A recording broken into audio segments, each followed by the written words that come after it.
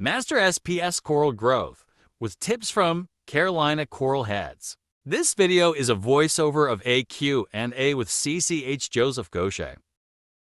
Thank you to the following for providing pictures and videos for today's video. What are the optimal dimensions for an SPS coral tank? Honestly, the bigger the better. More water volume equals more stability, which is key. How do you cycle a new tank for SPS corals, and how long should it take?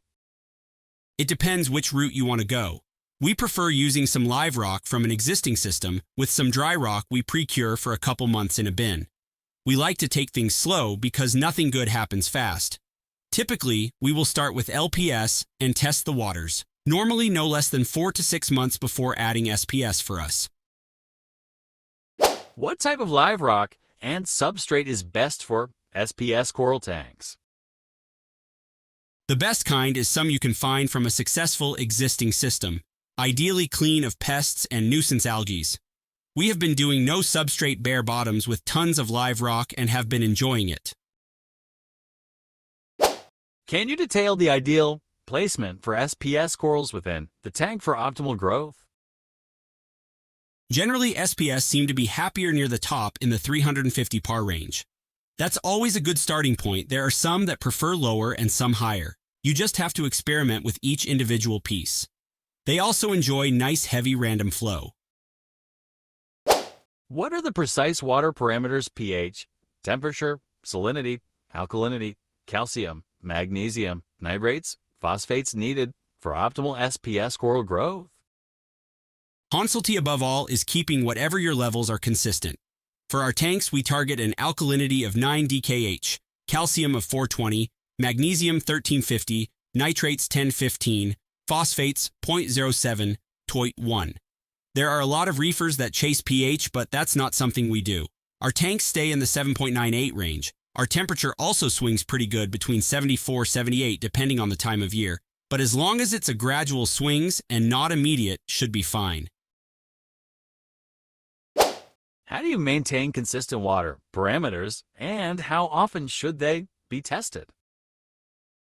We do weekly water changes and send off monthly ICPs to correct traces. We also do manually testing daily, doesn't have to be as often. Bi-weekly should be plenty for most.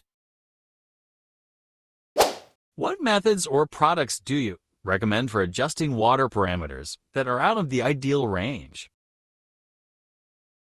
We start with a good water change if things are less than ideal, can do up to 60% generally no problem in a mature tank. We also use Triton trace elements for corrections. What is the ideal lighting, spectrum, and intensity for SPS corals? Spectrum-wise, we've always like a good amount of actinic, but can't forget some white is needed for SPS IMO. You don't want to overdo them, but generally, they can take a pretty good amount of light given that your parameters allow it. If you keep higher nutrients, you can get away with higher par. How do you acclimate SPS corals to new lighting conditions? Typically, when receiving a new piece of SPS, we will put it in a little lower light off to the side to get it acclimated to the new tank. Given how it reacts, we will gradually move it to more light within sometimes a couple of days. What are your recommended lighting schedules, and how do they vary throughout coral development stages? On every tank, we like to have a ramp-up period into a peak, then a ramp down mimicking nature. During the ramp-up, we start the lights low the first hour and work up to a peak midday, incorporating whites during this peak. After a 4 to 5 hour peak, we like to cut the whites and run heavy blues only the rest of the day until the last hour we ramp down. These numbers' intensities will change based on the maturity and demand of each individual tank. What type of water flow is best for SPS corals, and how do you achieve it? The best flow is heavy random flow. You can achieve it with gyres which cover a nice big area with a blanket of flow, or MP40 styles to the job too. How does water flow affect SPS coral health and growth? SPS definitely thrive with heavier random flow. You want to make sure it's not too direct or strong, or it could have a negative impact. What feeding strategies do you recommend for SPS corals? We let the fish do the feeding for us. If you feed your fish a good diet, then their waste should be good enough. Are there specific types or brands of coral food that yield better growth or coloration in SPS corals? We try to keep things as simple as possible. The only thing we use are acro-power aminos, no actual coral food. Just fish waste. You want to make sure there's some detectable nutrients. How do you balance feeding with maintaining water quality? You want to make sure you have a good export if you're feeding heavy. When your tank is stocked with enough coral, they do the work of stripping those nutrients and keeping them down. But in the early stages, you want to make sure you're skimming good and doing solid water changes. What routine maintenance tasks are critical for an SPS tank? For us, it's staying on top of water changes and testing a lot. Their needs also change as things grow and mature. Since these systems are so dynamic and ever-changing, you want to make sure all corals receive and maintain proper flow and lighting as things start to grow and fill in. How do you manage pests and diseases specific to SPS corals? The best way to handle pests and disease is a quarantine tank. You want to keep the new coral in that tank under observation for a couple of months. When we receive a new coral, we cut all rock, plug, etc. off and dip heavy in potassium salts. We do heavy observation as well to make sure we don't see anything suspect. What are the signs of SPS coral stress or illness, and how do you address them? Loss of polyp extension and coloration are tall tale signs of stress for SPS. It can be anything from another coral irritating it, a level slightly being off, pests, it not liking its placement, vermeted snail, etc. You want to physically observe it and see if you notice anything. We have found at night lights off with a flashlight to be best. That's when most pests are active and corals send out their sweepers that we sometimes can't see during the day. How do you implement dosing systems for trace elements, and which elements are crucial? We hand dose everything. It's not ideal, but the safest way. We dose trace elements based off monthly ICP testing. Don't know if any is more crucial than the other. They all play a role in some form or fashion. What are your techniques for fragging SPS corals successfully? Best way to frag SPS is with a good pair of bone cutters. Then super glue them to a frag plug. We prefer using super glue in conjunction with putty to put them on frag plugs, but can be done either way. Can you share any advanced aquascaping tips for SPS coral displays? You want to scape so that there is optimal flow in all areas, making sure you have enough high points for the par-hungry SPS as well.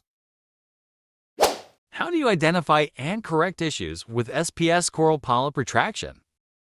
You want to first rule out pests and other corals. At nighttime with a flashlight is your best bet. Pests are more active and corals send out their sweepers. It could also be your levels are off. Sending in an ICP test is always a good idea when in doubt. It could also be from lack of par, flow, or too much, in which case you would need to move it around and experiment.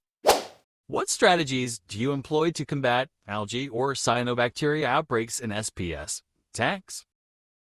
We recruit a heck of a lot of cleanup crew of snails and hermits. We also stick to worker fish like tangs when applicable. How do you recover an SPS coral from bleaching?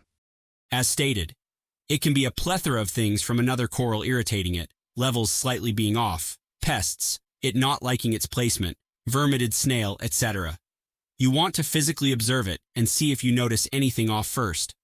We have found at night when lights are off with a flashlight to be best. That's when most pests are active and other corals send out their sweepers that we sometimes can't see during the day.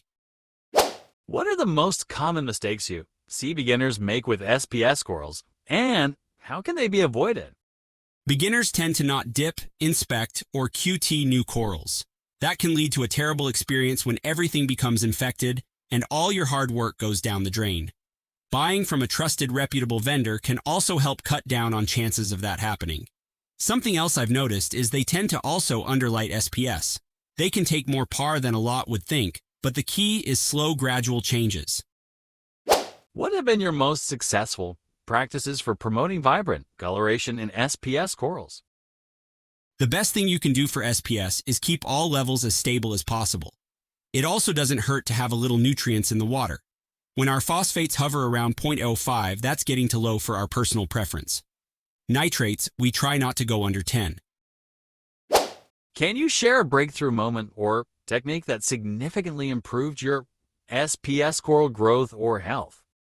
When I realized to stop changing and moving things so much, it really helped. They really don't like change that much, and you really have to have some patience with corals. So I would say patience above all else.